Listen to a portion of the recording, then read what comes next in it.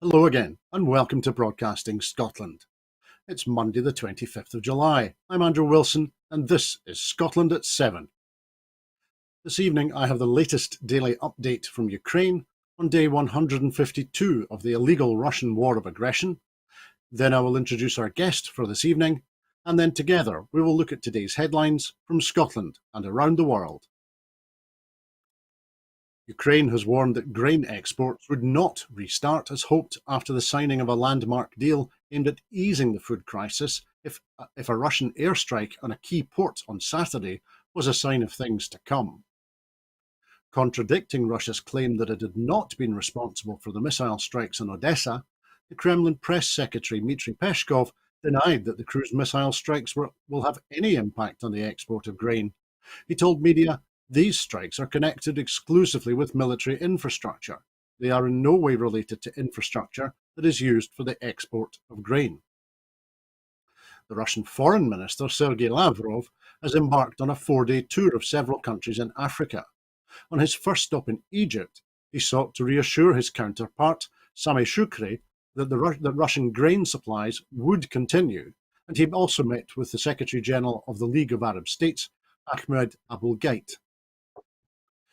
Ukrainian military officials have claimed a turning point in the battle to retake the southern region of Kherson, saying that they will use Western weapons to liberate the first major city captured by Russian forces by this September. Ukraine will continue doing all it can to inflict as much damage on Russian forces as possible and will not be cowed, President Zelensky has vowed. Russia's Ministry of Defense has claimed that it repelled 2 Ukrainian landing craft attempting to cross the Dnieper River into the occupied southern part of the Kherson region. Another school in Mykolaiv was almost completely destroyed overnight, according to the city's mayor, Alexander Svetkevich. The UK Ministry of Defence has said in its daily intelligence briefing that inconclusive fighting continues in both the Donbass and Kherson sectors. Russian commanders continue to face a dilemma whether to resource the offensive in the east or to bolster the defence in the west. One of the Russian-imposed officials in Ukraine's occupied Zaporizhia region has said that a referendum on the region joining the Russian Federation will most likely take place in September, alongside a similar one in occupied Kherson. The head of Russia's investigative committee, Alexander Bastrykin, said Moscow has charged 92 members of the Ukrainian armed forces with crimes against humanity and has proposed an international tribunal currently backed by countries including Bolivia, Iran and Syria. The German president, Frank-Walter Steinmeier, has said that Russia's war against Ukraine is also a war against the unity of Europe. Nearly 500,000 Ukrainian children are now going to school in the European Union, according to the European Commission's Department of Migration and Home Affairs. And Ukraine's health ministry has said that at least 18 medical personnel have been killed, 50 medical workers had been wounded, and nearly 900 medical facilities were damaged or destroyed by Russian forces. We are joined this evening by Maureen Watt, who is a retired politician and former Minister for Mental Health in the Scottish Government. She was the member of the Scottish Parliament representing Aberdeen South and North Kincardine from 2011 until 2021, when she retired, having previously served as a regional MSP for the North East Scotland from 2006 until 2011. Maureen has also been a teacher and a counsellor, amongst many other roles. Maureen, good evening. How are you keeping? Fit like? Nae bad. Who's yourself? Just enjoying this rain, actually, after the heat. We really needed the rain, and it's so welcome, not just by gardeners, but especially by farmers, or farmers, as we'd say in the northeast. Absolutely right, as Maureen. Long as it doesn't rain at the beginning of August, when we've got the Keith show and the Tara show. Absolutely. I'm just thinking. I'm thinking of the Peter Fair and Bucky as well. But yes, you're absolutely right. Let's have a look at this evening's news from Scotland and around the world. Firstly, an independent review has recommended that Cricket Scotland is placed in special measures by Sport Scotland after 448 examples of institutional racism were revealed. Cricket Scotland failed in 29 out of 31 indicators of institutional racism following an investigation by the consultancy Plan for Sport. The governing body only partially passed the other two tests. The findings of the Changing the Boundaries report have been described as a wake-up call for Scottish sport. The review was prompted by allegations from former Scotland players Majid Haq and Kasim Sheikh in November, and staff spoke to hundreds of people taking evidence. From those conversations, 68 individual concerns have been referred for further investigation, including 31 allegations of racism against 15 people, 2 clubs, and 1 regional association. These allegations include racial abuse, use of inappropriate language, favouritism towards white children from private schools, and a lack of a transparent selection process. The review also found that a lack of any diversity or anti-racist training, no consistent process for handling racist incidents with people who did raise issues sidelined or ignored, a lack of diversity from board level to the coaching workforce and within the talent pathway, and a lack of transparency in the selection process. Amar Anwar, the solicitor on behalf of Majid Haq and Kasim Sheikh, said in a statement, "Today's report is the most devastating verdict of racism to be delivered on any sporting institution in the United Kingdom. Institutionally racist Cricket Scotland is not fit for purpose." These are no longer allegations of racism, but a total vindication of Majid Haq, Kasim Sheikh, and all those who bravely came forward to give evidence. They welcome the findings and recommendations and are grateful to those at Plan for Sport for such a comprehensive and robust investigation. It was indeed the first time they were treated with compassion. Majid and Kasim's achievements, rather than being celebrated, were considered worthless. They played cricket in a system that tolerated systemic racism, and the fear of exclusion underpinned an entire system of inequality. They were shamed, humiliated, endured racist abuse and discrimination throughout their professional cricketing lives, labelled troublemakers. It affected their health, it ended their careers, and at times it almost led to them taking their own lives. Amar Anwar continued, "Without Majid and Kasim's sacrifices, today's exposure of institutional racism would never have happened." So, Maureen, firstly, after strikingly similar allegations against Yorkshire cricket last year, should we be surprised that the same issues have appeared with Cricket Scotland? No, we shouldn't be surprised. But I mean, this report is just so awful. It's damning, it's disappointing, it's saddening. But as you say, Andrew, it's not unexpected. Um, the heads of organisations like Cricket Scotland come from a very narrow base of society. And until that is changed, and the diversity that the report says must be put in place within the next 12 to 15 months, I think it says, we are not going to get any change. And in cricket, it's absolutely damning that there are no faces other than white faces in so many teams. And we really ought to pay huge tribute to Majid and Kasim for the work that they have done in highlighting that at their own expense and to their own detriment. And we owe them a huge debt of gratitude. And I think it's not just for Cricket Scotland that it's a huge wake-up call, but it's to many sports in Scotland where there is a long way to go to be diverse and inclusive. And I hope everybody works at this at great haste in the coming months.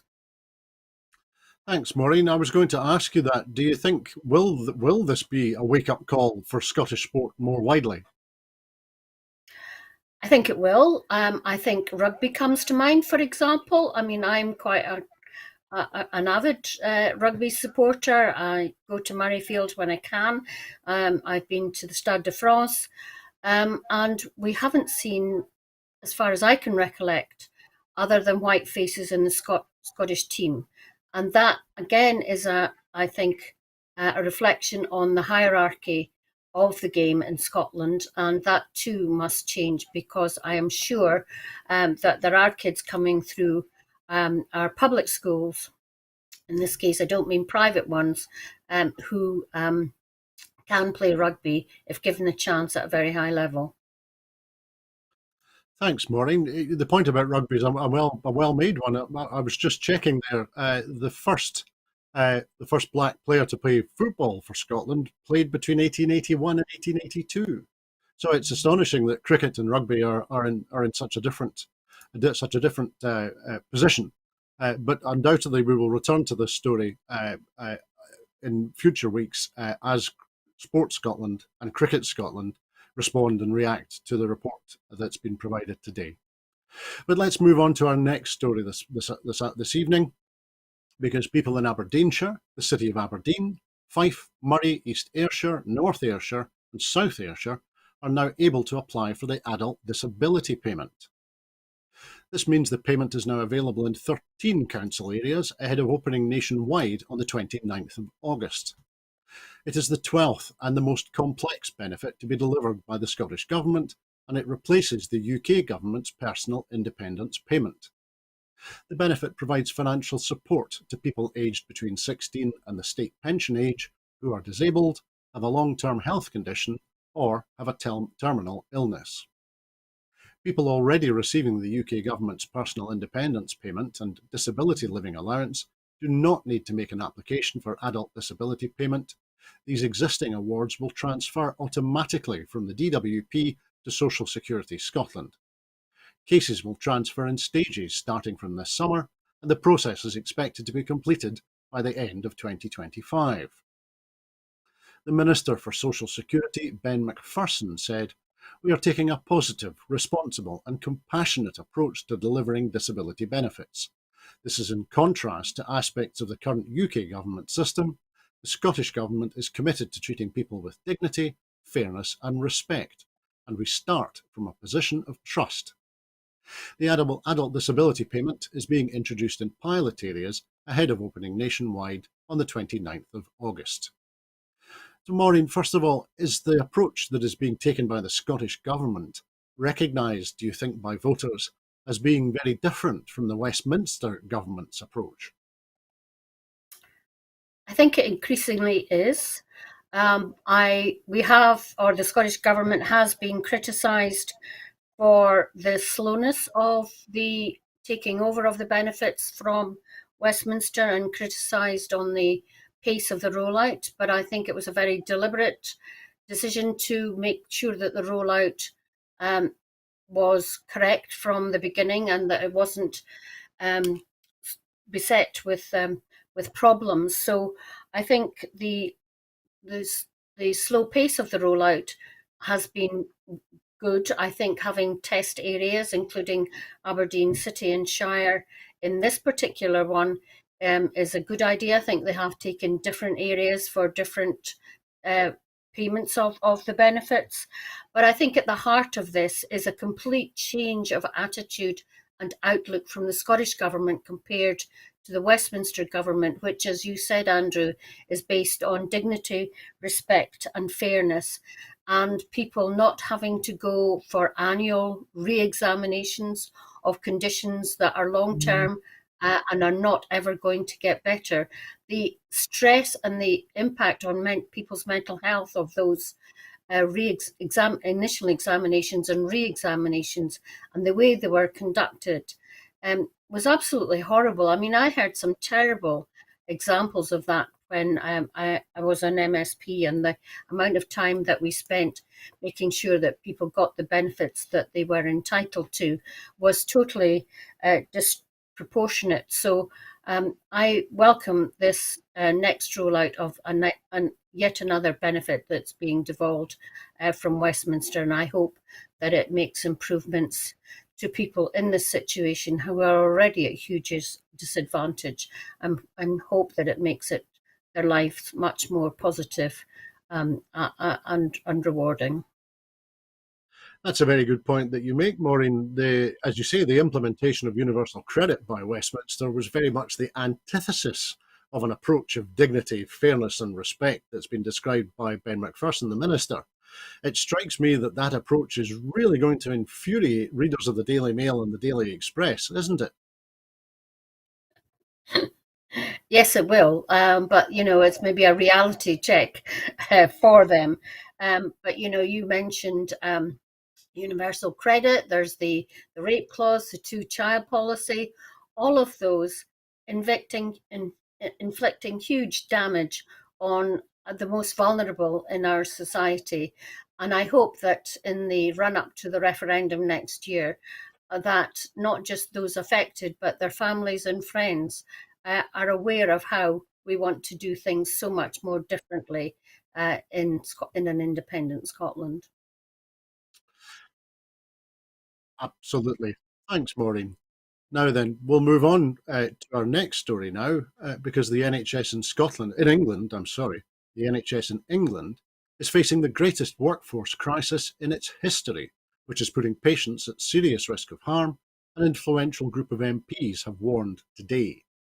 In its report, the Commons Health and Social Care Select Committee slams the absence of a credible government strategy on NHS-wide understaffing, and it criticises ministers for delaying a blueprint it says is urgently needed to address critical gaps in almost every area of care. The hard-hitting report includes evidence showing that the staffing crisis in the NHS in England is even worse than official figures suggest. NHS Digital figures suggest that the service has vacancies for 38,972 nurses and 8,016 doctors.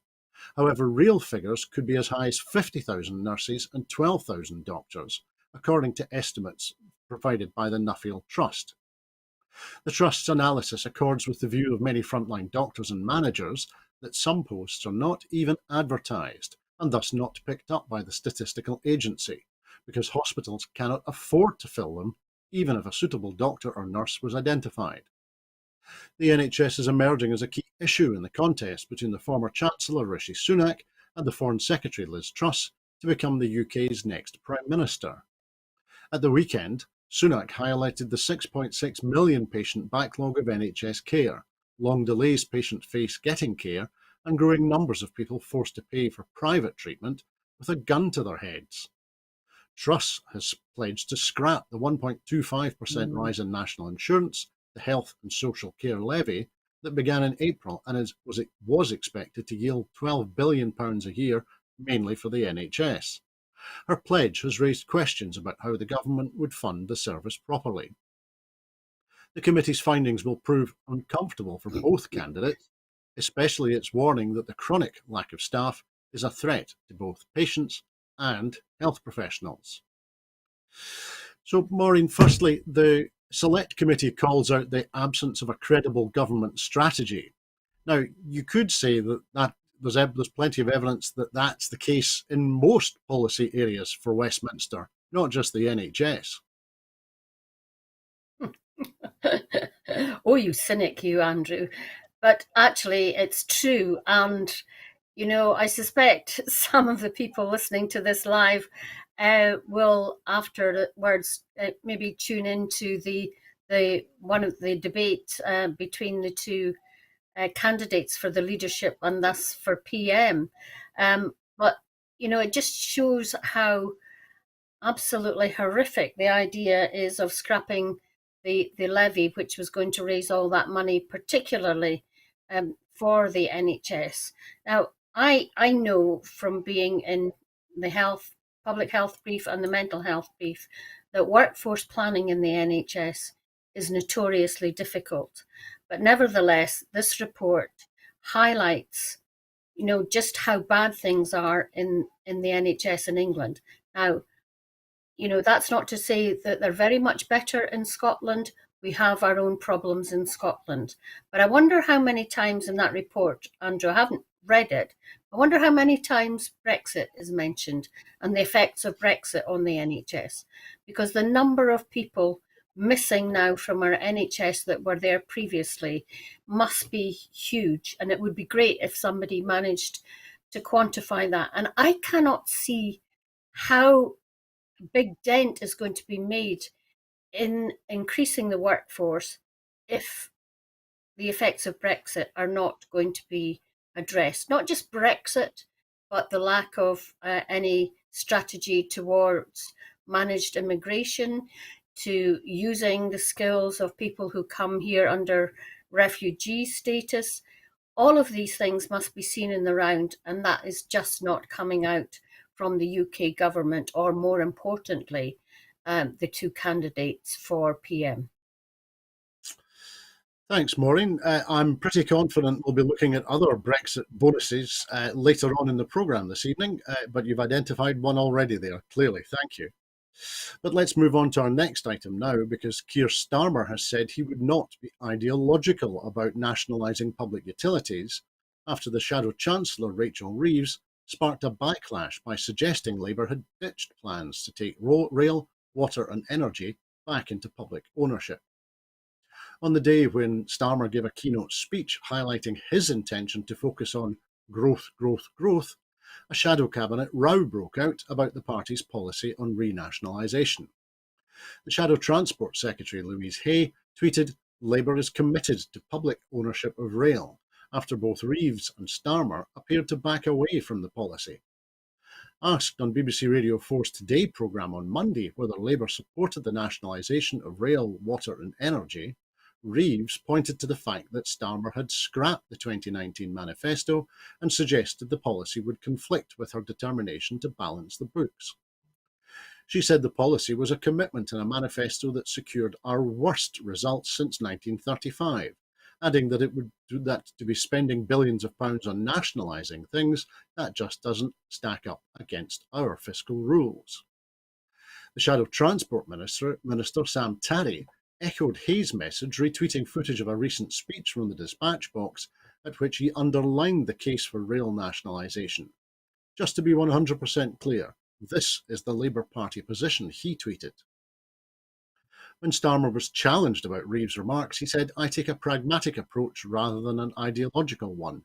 I agree with what Rachel Reeves said this morning." In his keynote speech delivered in Liverpool, Mr Starmer promised that Labour would not be trapped in its history and would focus on growth rather than redistribution. Keir Starmer has asked the former Prime Minister, Gordon Brown, to look at new forms of economic devolution. The SNP's deputy leader at Westminster, Kirsten Oswald MP, commented, "Keir Starmer's rhetoric on the economy and growth would carry an ounce of credibility if his party were not the handmaidens of disastrous Tory policies which are harming the UK economy, hammering businesses and making us all poorer. The reality is that while the Tory leadership candidates try and out-Thatcher Thatcher, Keir Starmer believes that Labour's path back to power is to adopt Tory policies wholesale, regardless of the damage they are doing to the economy. On Brexit, freedom of movement, privatisation, you can no longer put a piece of paper between the two main Westminster parties." So, Maureen, Labour has ditched nationalisation, committed to a hard Brexit, will ignore Scottish elections, and seems to be waging war on any signs of socialism. So how can anyone honestly belong to Scottish Labour anymore? That is a mystery, Andrew. It really is, as we see Labour down south moving further and further to the right. I mean, they literally, I don't think Keir Starmer and his shadow cabinet really know where they want to place themselves. What struck me about his speech today was that he said he was going for growth, growth, growth. And I'm not sure the word sustainable was in there anywhere. Now, in this day and age, when we've got climate change and countries all over the world, being affected by that, why is sustainable not the word that's right up there, along with making sure that anything that we do goes towards mitigating climate change? So that was what struck me about his speech today. Of course, we already have the railways, and although not Network Rail, the rail company, ScotRail, in public hands now, and water has always been there. So we're ahead of the game. And I think it highlights particularly how the SNP is more in tune with the people of Scotland than Labour and Tory, and long may that continue. Thanks, Maureen. But you raise an interesting point there. Do these announcements and this And this shadow cabinet disagreement this week, does this tell us that in the event that the Labour Party is returned to power in Westminster, that their ideology will be to privatise Scottish Water and ScotRail if they take power? Well, my understanding would be that they couldn't, because that's under the Scottish Government's jurisdiction. However, what you say about Labour taking power in England, I can't see it at this next election or the election thereafter, unless something drastically changes. If either of the two candidates who becomes PM makes a further hash of things. But there's no real sign that Labour are really surging ahead in the polls in England. They should be, but they're not, which shows that they're really out of touch with their electorate in England, never mind in Scotland. And in Scotland, we've seen them go from second place to third place in the Scottish Parliament. They have made up a bit of ground there, but I still think it'll take a while for that to happen. And with things like that happening in England, it does make the leader of the Labour Party in Scotland's job much more difficult. It certainly does, and he has a difficult enough job as it is, Maureen. Thank you. Now then, Ofcom has found the BBC to be in breach of due impartiality rules in relation to a news item broadcast by the corporation on The World at 1, BBC Radio 4, on the 24th of February 2021. The news item discussed the dispute between the Scottish Government and former First Minister Alex Salmond over its handling of harassment complaints against him and the consequent Holyrood inquiry. It included an interview with Baroness Ruth Davidson, who expressed at length strongly critical views about the Scottish Government without due weight being given to any alternative perspectives. Ofcom received a complaint about the programme, which had completed the BBC First process. After investigating the complaint against the due impartiality broadcasting rules, Ofcom found that the BBC failed to preserve due impartiality and had broken Rules 5.1, 5.11 and 5.12 of the Broadcasting Code. In reaching their decision, Ofcom took account of the BBC's and the audience's rights to freedom of expression. They also considered the gravity of Ruth Davidson's accusations regarding the Scottish Government and her strong and continued criticism, the fact that she was able to express her views at length without any alternative perspectives being given due weight, and the absence of a clear link to the subsequent afternoon programme, which continued to cover the story. So, Maureen, this news came as a little bit of a surprise this afternoon, but should anyone be surprised that the BBC has been found to be giving an unfair platform to ex-BBC employee Ruth Davidson? No, Ruth Davidson is often a person that the BBC go to for comment in relation to the Scottish Government, and we know that she has such contempt for government in Scotland that she hot-footed it off to the House of Lords in Westminster. So we shouldn't be surprised that she's rolled out by the BBC. But it is important that people do complain when they see such bias, and it's good that we have got this judgment from Ofcom today of the BBC being in breach of rules. I wonder what will happen at the moment if someone will complain about the wall-to-wall coverage that the BBC and indeed other channels are giving to the Tory leadership contest. You would think there was absolutely no other news on the go at the moment.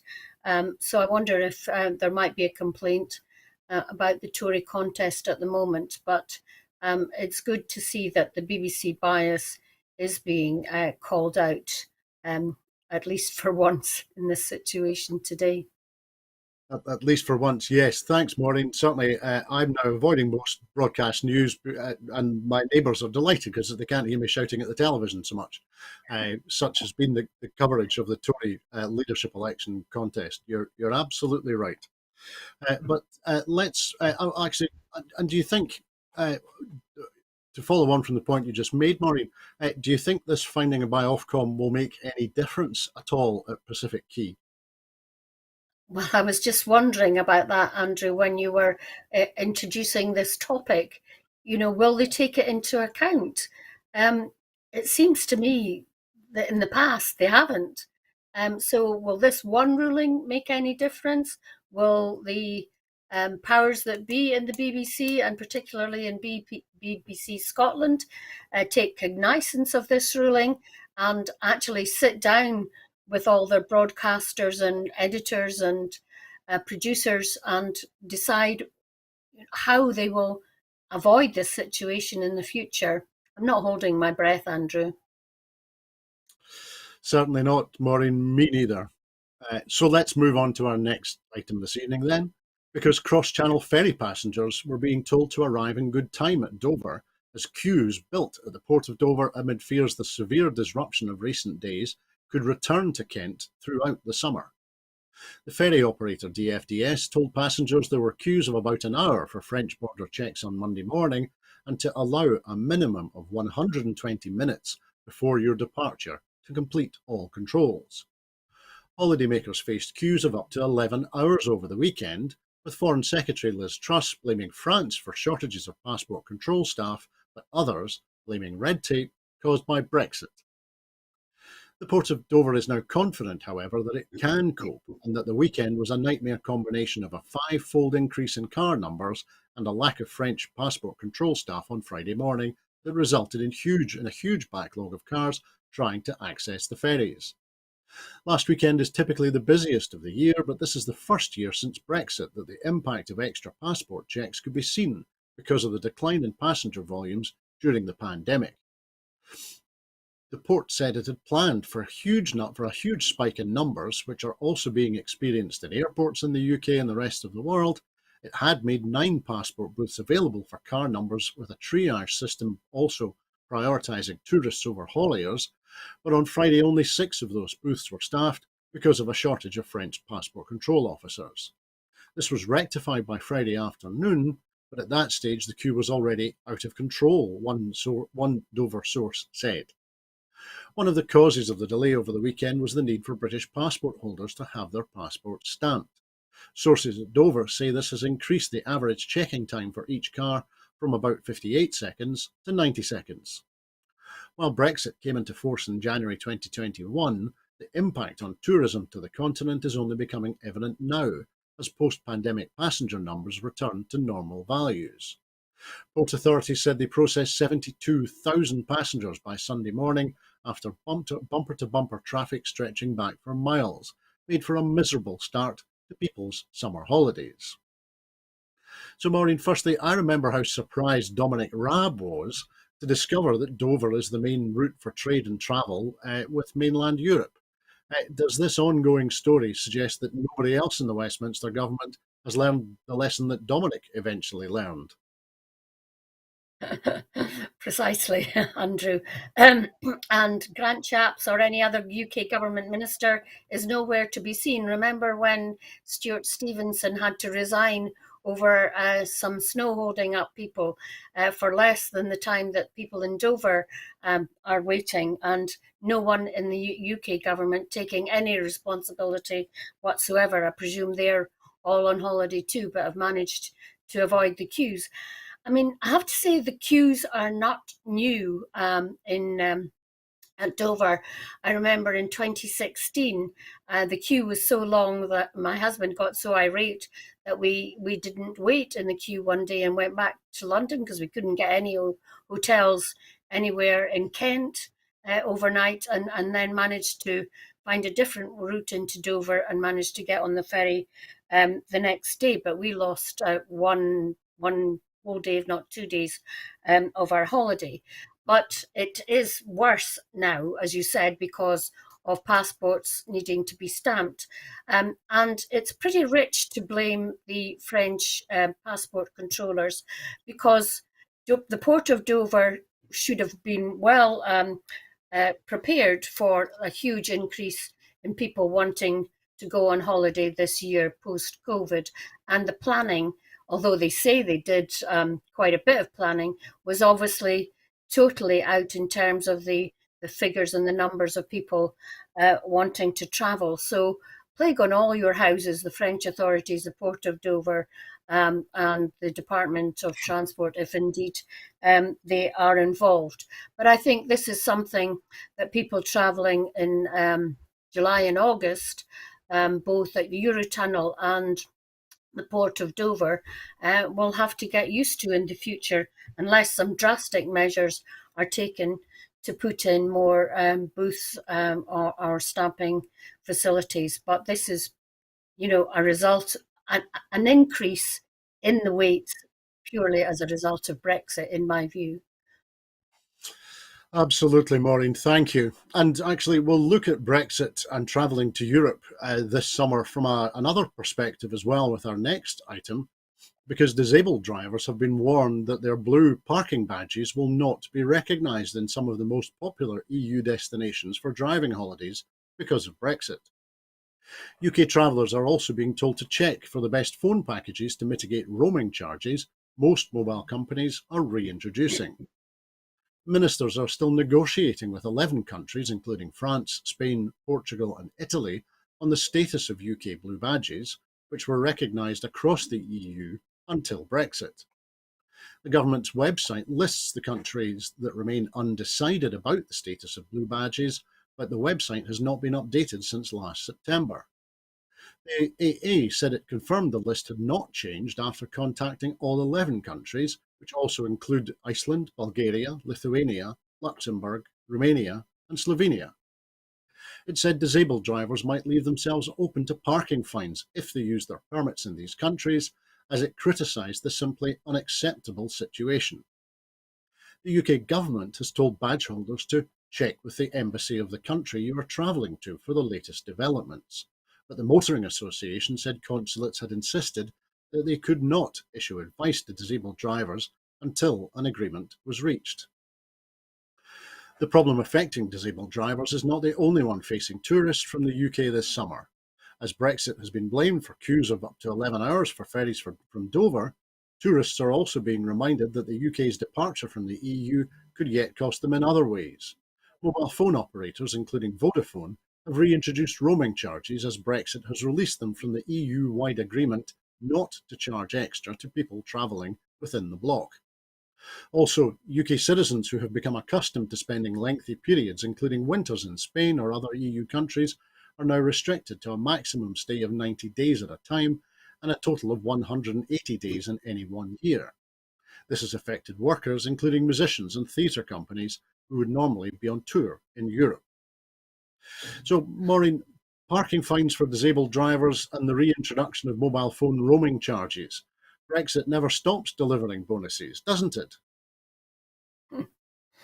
Oh, and didn't Lord Frost negotiate all these things when he was negotiating Brexit? What a surprise that these things weren't considered. I mean, it's just unbelievable how bad things are, and that so many people who voted for Brexit didn't think that these things would happen or mattered. I mean, the reason that we were in the EU was to break down barriers, and of course, if you leave the EU, then the barriers go back up as they were, more than 40 years ago. So it really isn't a surprise. And you mentioned people like musicians and artists not being able to go and play gigs in Europe. That has had a huge effect on them and their income, and the amount of paperwork and things that they have got to go through to perform anywhere in Europe is incredible. So here we have a situation where, again, the most disadvantaged and the disabled are being penalised because of actions of the Westminster government that weren't thought through and, of course, not highlighted before the referendum vote. And these things will take years to sort out. You talked about having to deal and check with 11 countries. Now, are our ambassadors and ambassadorial staff, they're going to work on this as a priority? Are the countries going to work on this in a priority when, all the countries in Europe are facing energy prices and inflation, not as bad as ours, but inflation nevertheless? Is this going to be a priority for them? I think not. And travellers from the UK are really going to see, just how bad things can be as a result of Brexit. Thank you, Maureen. Yes, there are some lessons may yet be learned over the course of this summer as people attempt to travel to Europe. Let's move on to our next item, however, this evening, because Myanmar's junta has executed 4 prisoners, including a former politician and a veteran activist, drawing shock and revulsion at the country's first use of capital punishment in decades. The junta-controlled media reported on Monday that 4 men, including Po Zayathaw, a rapper and former lawmaker from Aung San Suu Kyi's party, and the prominent democracy activist Kuo Min Yu, known as Jimmy, had been hung. They were accused of conspiring to commit terror acts and were sentenced to death in January in closed trials. The UN Special Rapporteur Thomas Andrews said he was outraged and devastated by the executions. He said the widespread and systematic murders of protesters, indiscriminate attacks against entire villages, and now the execution of opposition leaders demands an immediate and firm response by member states of the United Nations. The US National Security Council described the killings as heinous. Aung Mya Min, the human rights minister in Myanmar's national unity government, which was formed in exile by elected politicians, ethnic minority representatives and activists, said he was extremely saddened. What else do we need to prove how cruel and murderous the Myanmar military is, he said. Following reports of the executions, demonstrators in Yangon held up a banner which read, "We will never be frightened." Myanmar's military junta seized power in a coup in February 2021, ousting the elected government of Aung San Suu Kyi, and has since unleashed a campaign of brutal violence to suppress opposition. The 4 men had tried to appeal, but their sentence was upheld in June. They were reportedly denied access to legal counsel during their appeals in violation of international human rights law. According to Myanmar law, executions must be approved by the head of the government. The last judicial execution to be carried out in Myanmar is generally believed to have been of another political leader, the student leader Salai Tin Maung U, in 1976, under a previous military government led by the dictator Ne Win. So, Maureen, firstly, should we be surprised that a military dictatorship which seized power in a coup is now beginning to execute its citizens? This is a dreadfully sad situation in Myanmar, and I really don't know what to say because it's so difficult to know what to do, even in an international level, apart from support human rights organizations who hopefully have some influence with the activists in Myanmar, because clearly the military junta isn't going to listen to anybody and brutally kill and maim anyone who is active against the regime. I mean, it's almost becoming like, I don't know, a North Korea. I just feel for the people of Myanmar, and I'm sure they must be getting depressed as to how they can get out from under this brutal dictatorship of a regime. Absolutely, Maureen. The Assistance Association for Political Prisoners, which is an NGO that tracks killing and arrests, said on Friday that so far 2,114 civilians have been killed by security forces in Myanmar since the military takeover. It also said that 115 other people have already been sentenced to death. So what should the UN and what should we be doing to try and end the killing in Myanmar? I think the UN clearly have a role here. I don't know what sort of conversations they have with the junta in Myanmar, and whether there are sanctions or other. I don't know how much aid, for example, Myanmar gets. I presume it must be some and quite substantial because so many parts of the country are in absolute poverty. So it will be interesting to see whether Myanmar goes up the UN agenda with so much on its plate at the moment, but I think there is definitely a need for that to happen, and hopefully it will be on the agenda of UN meetings in the very near future. Definitely. Thank you, Maureen. Now then, we'll move on to our next item because Scottish health researchers are at the forefront of a new €6 million project to make artificial intelligence assisted capsule endoscopy a part of future bowel cancer diagnostics. Bowel cancer is the second most common cause of cancer death in Scotland, with around 1,600 people dying of the disease each year. The current detection method involves inserting an endoscope, that's a thin flexible tube with a camera on the end, into the patient's colon, which then travels around the large bowel, allowing doctors to check for cancer. Clinical capsule endoscopy utilises a smart pill containing cameras which, once swallowed by a patient, records images of the intestines as it passes through. At present, images captured by the capsules are reviewed by trained doctors, but AI offers the potential to safely and ethically speed up the process, make it more cost-effective, and increase its use. A consortium of 12 partners across Europe has received a £6 million Horizon Europe grant to work towards eliminating the current medical, technical, and economic barriers to the adoption of AI-supported image analysis in large bowel camera capsule endoscopy. This includes demonstrating that AI algorithms are at least as effective as humans in analysing endoscopy images and identifying where further investigation is required. The 4-year project involves the University of Strathclyde, NHS Highland and Islands, and 2 of Scotland's innovation centres, the Data Lab and the Strathclyde-hosted Digital Health and Care Innovation Centre. The international collaboration project brings together clinical researchers, epidemiologists, data scientists, digital health experts, health economists, ethics researchers, SMEs, communication experts, and experts in regulatory affairs. The expected benefits include earlier initiation of treatment, less advanced staged cancers, fewer complications related to the diagnostic procedure, better patient acceptability and compliance, and a significant reduction in costs from both diagnostics and treatment. Professor Roma Maguire, the director of the Healthcare Futures Initiative at the University of Strathclyde, said, "Capsule endoscopy, particularly AI assisted, has huge potential to improve the early diagnosis of bowel cancer.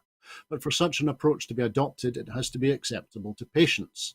This is a really pioneering project involving partners from across Scotland who are contributing their expertise." So, Maureen, as a former health minister, what does this latest announcement say about the determination to use the very, very latest technology in our Scottish NHS? Well, I think 2 things, Andrew. It highlights just how innovative and our health how innovative we are in our health system in Scotland, and Scottish innovators are still showing that they can take part in projects like this, and that we have world leading innovation in Scotland, which is not often highlighted by our traditional broadcasters. I wonder why. But I wonder also if Scotland were involved in this, because of course we were early adopters of Detect Cancer Early, not just in bowel cancer, but other cancers. But bowel cancer is particularly well known because if you're over 50, we all get the envelope through our doors, I think is every 2 years, to help with the early detection. And, you know, that system was adopted in Scotland long before England. I remember friends saying, "Oh, how come you've got it and we haven't?" Well, that's the benefits of a devolved health service. But I think it's because of the reputation of innovation and the fact that we are early adopters of the Detect Early programme in this and other cancers that perhaps Scotland is part of this exciting project, and it'll be interesting to see how it develops. Thank you, Maureen. Yes, I'm sure that we will come back to this story as well as these pilots and these investigations and these innovations are tested and rolled out further throughout our Scottish NHS. But let's move on to our next item now, because the Eurovision Song Contest will be hosted in the UK next year after Ukraine's public broadcaster dropped its objections and agreed to work with the BBC on the event. Ukraine won this year's Eurovision with the song Stefania by the Kalush Orchestra, earning the right to host the 2023 event. However, organisers concluded that this could not be done safely while the country was at war with Russia, and that angered the Ukrainian government, which said it had submitted a workable safety plan. The Ukrainian Culture Minister, Alexander Tkachenko, had said that his country was ready to host Eurovision and said the European Broadcasting Union, which organises the event, should consider how to change the rules for Eurovision for the country that is fighting for independence and democracy. In a compromise, the UK will host next year's contest, but produce a programme that, in the words of the BBC, has glorious Ukraine at its heart. Ukraine will automatically qualify for the grand final, while there will be a special logo to mark the unusual circumstances of the event. British cities are being invited to bid to host the event next spring, which requires a large venue and the ability to host tens of thousands of fans. Glasgow, Leeds, Liverpool, and Manchester have each already shown interest. So, Maureen, which city do you think should host this unusual version of the Eurovision Song Contest in 2023? Well, you won't be surprised, Andrew, that I would like to see it in Aberdeen. Aberdeen has one of the two biggest venues in Scotland at the P&G Live Arena beside the airport, which has loads of hotels.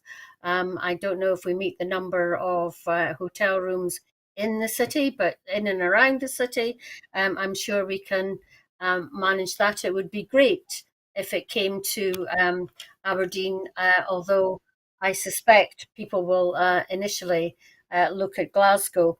I the right the sorry about that. The late sunshine in Aberdeen at this time. The Yeah, I mean, Glasgow will obviously, initially be at the forefront. It's hosted the Commonwealth Games and COP26 and other major events. But as I was about to say, I'm surprised by the number of people that I know here in the Northeast who are avid, I mean, really avid Eurovision fans.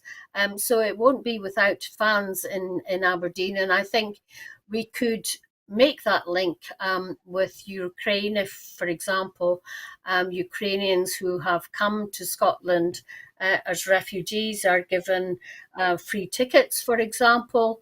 And I'm sure that we could work with the authorities of Eurovision, whether it's in Aberdeen or Glasgow, to make a really great Eurovision next year. It will be tight for any organisers, but I'm sure in Scotland and our major cities between them, we could manage, and I'm sure Aberdeen will be right up there because there is huge enthusiasm among ordinary Northeasters for Eurovision, as I said. Thanks, Maureen. And thinking about broadening out the cultural connections and the personal connections between whichever city was going to host Eurovision in 2023 and Ukraine, do you think that whichever host city it is, it should twin with Kyiv? I'm asking that because Edinburgh is already one of 39 cities worldwide that are twinned with Kyiv. Well, I think that could well be taken into account, and would to work on that. But think the wonderful Scottish slant that we could put on an event like this, and as well as highlight our links with Ukraine and the wonderful reception that Ukrainians have had from the people of Scotland, and the super key super refugee status that the Scottish government has taken. Surely we could put a great slant on it, and a Scottish slant on it, and it could be a great um, um, opening for showing Scottish culture that has been embraced by many of the Ukrainians who could come. I mean, imagine getting some of the people from Ukraine who have come here involved in the planning of this event. It would be great fun and great showcase for Scotland. As you say, Maureen, a great event and a great showcase both for Scotland and for Ukraine. Thank you. But that's all that we have time for this evening. In making these programmes, Broadcasting Scotland relies on the support of viewers and others who value our distinctive approach to news, current affairs and culture. Please help us to continue to make these programmes, to continue to develop the station, and to make new programmes for you. If you would like to support us, then please subscribe or donate to Broadcasting Scotland. You will find the link to do that on the screen now. And the urgent need for your financial support has not gone away. There are other ways in which you can contribute to our work. If you would like to volunteer to work with Broadcasting Scotland, either behind the scenes or in front of the cameras, or in any other way that helps our work and promotes the station, then please visit our website at www.broadcastingscotland.scot and send us a message there. You can find us on Twitter at BroadcastScot. Please like and retweet us there. And you'll also find us on Facebook by searching for Broadcasting Scotland. When you're watching Broadcasting Scotland on YouTube, it would be great if you would like and subscribe to Broadcasting Scotland on that platform. Meantime, we will be here again tomorrow evening with the next edition of Scotland at 7, so please tune in and join us again then. And so that's the way it is at very nearly Scotland at 8.